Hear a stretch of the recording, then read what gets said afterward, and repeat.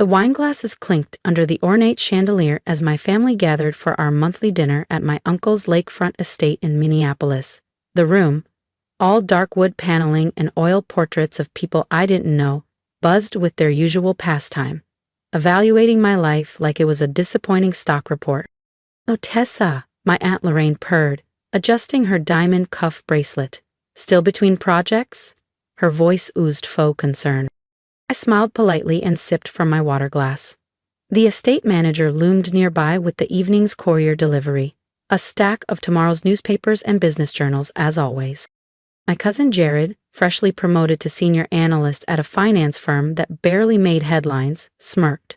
"Let me guess," he said, "another failed startup." I began, but Uncle Frank interrupted with a hearty snort.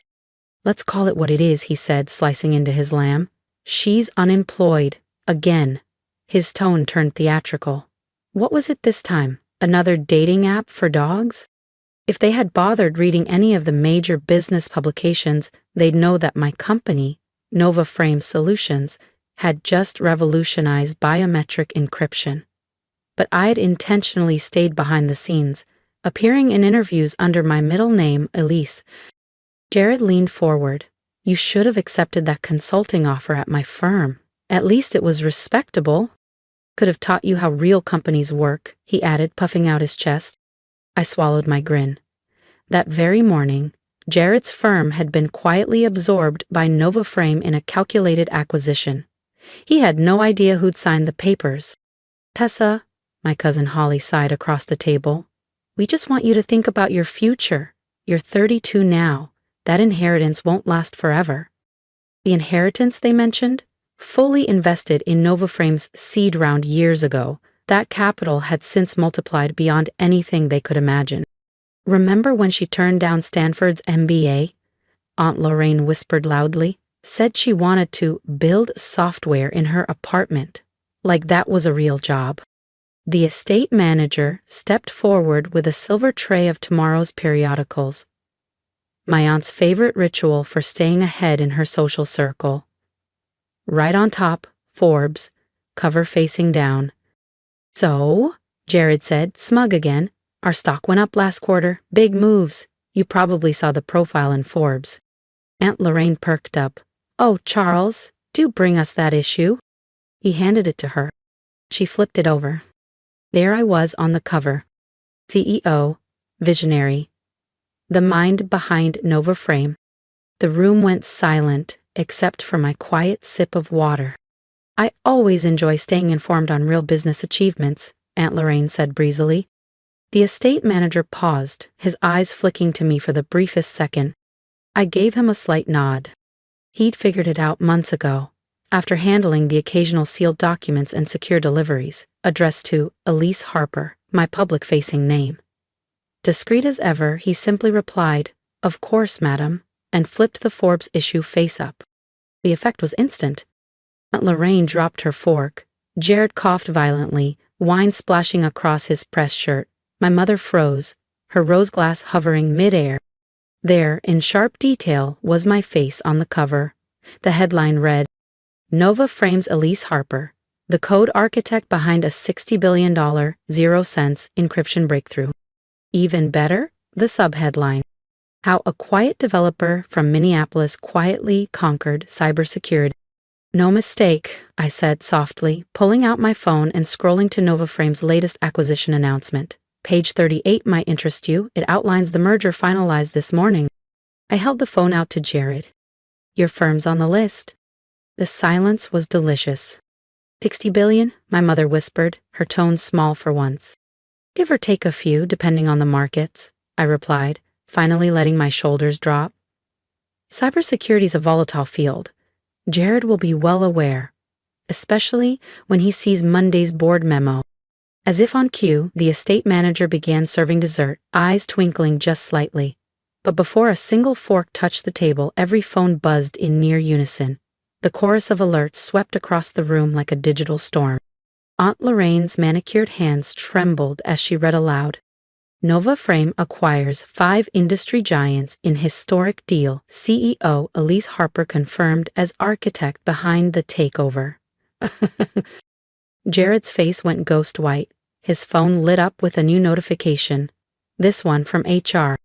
Your new boss? He stammered.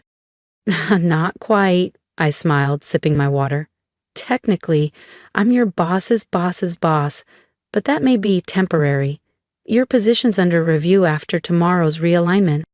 Aunt Lorraine's voice pitched up. But you've been unemployed, living in that cramped condo, driving that Honda. The cramped condo is the penthouse of the Nova Frame Tower, I replied evenly. I use the service entrance to avoid reporters. And the Honda is a custom-engineered EV prototype worth more than this entire estate. Uncle Frank, silent until now, finally cleared his throat. The Nova Frame Tower, Aunt Lorraine repeated slowly. You named it after yourself? I set my glass down carefully. No, I named it after Grandma Frances. The air in the room shifted. You remember her, don't you, Uncle Frank? I asked. The one you all said was losing it when she invested in my little garage project. The silence thickened. They remembered. They'd called her reckless. Said she'd been manipulated, mocked her decision to liquidate half her estate to back my encryption research. Now, her portrait hung in the lobby of the building that bore her name, standing 14 stories tall, lined with smart glass and AI-guided infrastructure, worth billions. Ever quick to recalibrate, Holly offered a syrupy smile. Tessa, darling, we always knew you were special. Remember when I tried to introduce you to that lovely data entry guy from the club? The one who could teach me some real tech skills? I smiled. Sure. He actually works for me now. Heads our junior dev unit. Still figuring out basic syntax. Mom's hand flew to her collarbone. That signature move when the situation slipped beyond her control. All those family dinners, she said faintly. We just wanted to help you find real work, I finished. Highly entertaining, really. Especially that time Jared spent an hour explaining market disruption right after Nova Frame disrupted his entire industry. The estate manager returned with coffee service, placing a fresh Wall Street Journal beside Aunt Lorraine. The headline caught in her throat. Nova Frame's Silent Empire, Tech's New Billionaire Breaks Cover. Jared stared at his HR email, pale and blinking. I don't understand. How did none of us know? How did you keep this secret? I leaned forward slightly, savoring every second. Because you never looked, I said. You saw what you wanted to see. A floundering cousin, a failed coder, someone to pity. Meanwhile, I was building something that would redefine everything. My phone buzzed. A message from my executive team lit up the screen. Stock surge triggered by acquisitions. Net worth up $15 billion. 0 cents. I angled the screen toward the table. The silence deepened.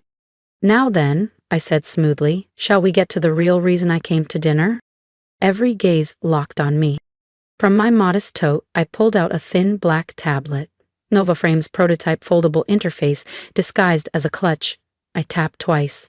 A hologram ignited above the dinner table, sharp and luminous. This, I said, is our neural interface platform. We're no longer just innovating AI. The projection shifted. Real-time biometric syncing, gesture control, seamless cognitive input. We're changing how humans live with technology, and it starts tonight. If you're just as curious as my family is about what happens next, stick around. Tap subscribe so you don't miss the moment Tessa unveils what the world wasn't ready for until now. Obsolete, I said calmly as the hologram rotated behind me. Jared's company, the one he'd flaunted all evening, was still fine-tuning touchscreens. Meanwhile, we'd quietly advanced to neural integration and cognitive command interfaces. But before the announcement goes public, I continued, watching their stunned faces bathed in the soft blue glow of the hologram, I thought it only fair to give you the courtesy of understanding your new roles. Roles? My mother echoed, her voice tight. Yes. I tapped the interface. You see, Grandma Frances didn't just believe in my research. She left instructions. Detailed, binding ones, regarding how the family would be involved in Nova Frame. Aunt Lorraine straightened in her seat, pearls gleaming as she tried to mask her calculation behind a polished smile. "What kind of involvement?" she asked carefully. "Simple." I let the stock valuation chart rise above the table.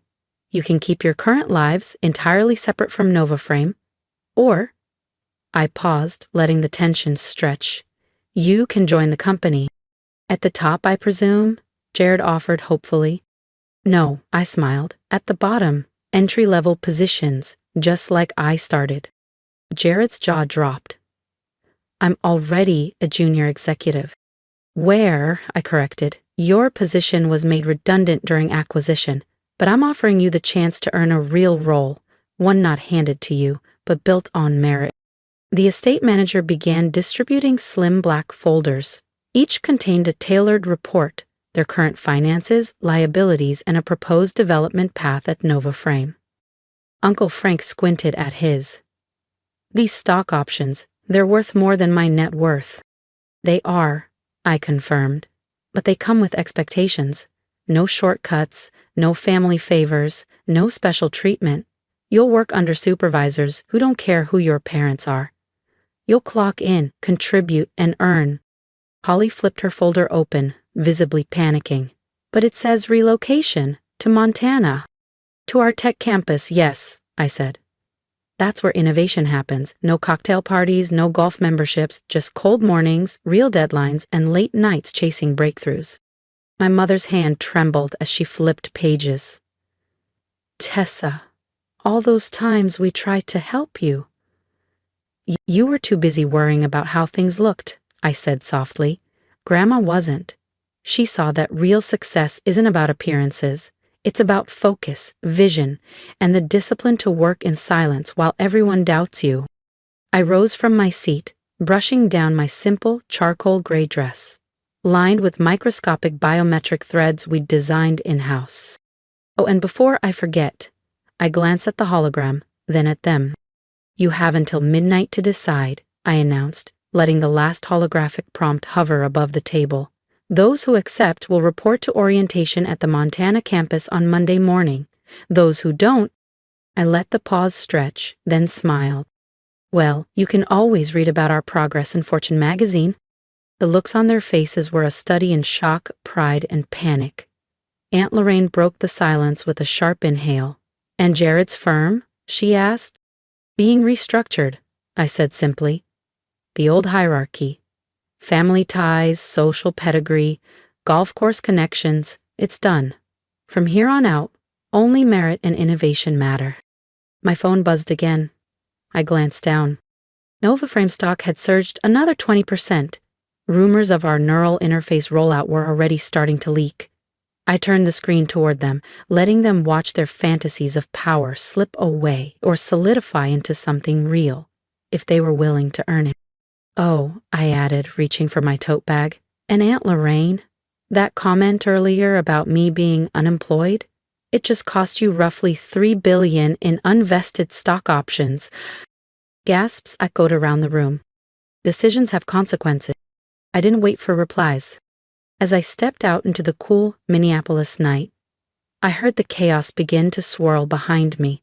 Arguments over roles, whispered recriminations, desperate calls to family lawyers and accountants. But I didn't turn back. I climbed into my plain black sedan, actually a fully autonomous prototype that wasn't even on the market yet, and smiled. I could almost hear Grandma Frances's voice again, gentle and firm. "Let them underestimate you, darling. The sweetest success is the one they never saw coming." My phone lit up once more, this time with a global headline. NovaFrame unveils next-gen neural tech. Innovation shocks industry, reveals secret billionaire founder. No longer, I thought, as the car pulled away from the estate. I wasn't heading to the modest apartment they all thought I lived in. I was headed to my real home, the penthouse lab atop NovaFrame Tower, where the future was already being built. Sometimes, success isn't about proving others wrong. It's about letting them slowly realize how right you were. And as for family dinners, let's just say they'd become far more selective. You'd need more than a last name to get a seat at the table. Because true innovation, like the best code, doesn't shout. It simply runs flawlessly, right when the world finally pays attention. Aunt Lorraine's response was perhaps the most unexpected. She didn't immediately accept or decline the offer. Instead, she requested a private meeting. When she arrived at NovaFrame Tower the next morning, the transformation was striking. Her pearls and tailored cocktail dress replaced by a simple gray business suit and low heels. "I couldn't sleep last night," she admitted, standing in my glass-walled office with something I'd never seen from her before: humility. I kept hearing Francie's voice, what she used to say about the difference between real worth and perceived worth. I gestured for her to continue, watching as her eyes drifted toward the skyline. From this height, her once imposing mansion looked like a dollhouse. "She tried to tell us," Lorraine murmured, "about you, about what was coming, but we were too busy measuring our worth in dinner invitations and investment portfolios." "And now?" I asked, pulling up her profile on my desk's interface. "No," she said with a slow breath. "I want to learn. Not for money, not to save face, because I finally get what Francis saw in you. Vision, the future." I studied her for a long moment. Then, silently, I pressed a hidden sensor on the desk. A concealed panel in the office wall slid open, revealing a corridor of glass and steel. She turned in awe as we stepped inside. "This," I said, "was Grandma Francis's final investment, a hidden lab she built in secret. Everyone thought she was remodeling her penthouse." Lorraine followed me in, eyes widening as she passed rows of quantum processors, neural sync hubs, and prototypes so advanced they made consumer tech look like ancient artifacts. "Welcome to NovaFrame's true headquarters," I said, tapping a console to activate a demo. "Your orientation starts now." My mother chose a different path. Her reply came in a handwritten letter, delivered by private courier, tear-streaked and tender. She declined a company position. Instead, she asked to establish a foundation in Grandma Francis's name to support young innovators like me, people with bold ideas but no backing. For once, she saw me for who I was, not who she wished I'd become. Uncle Frank, however, refused outright. His pride wouldn't allow him to start over. Word soon spread he'd launched his own startup. What he didn't know was that NovaFrame already owned the core patents he needed. His prototype wouldn't get past legal review. But something had shifted. They all began to see the world differently. Any plain-looking sedan might house a breakthrough. Any unemployed relative might be an undiscovered architect of the future. Our next family dinner wasn't held in Lorraine's home, but in the NovaFrame penthouse lab. The topic, not social gossip, but neural pathways, algorithm refinement, and quantum computing. Marcus had changed the most. 4 months into his entry-level role, he was thriving. "I get it now," he told me quietly. "Success isn't about seeming impressive." He smiled. "It's about building something real. If you've made it this far, thank you for listening, for witnessing, and for not turning away when the world I built finally came into view." I didn't create NovaFrame to get revenge. I created it because I believed in something no one else could see, not even my own family.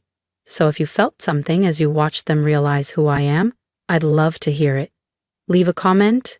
Tell me what you would have done in my place. Tell me who underestimated you. I want this story to spark more than just admiration. I want it to start conversations we've all been too afraid to have.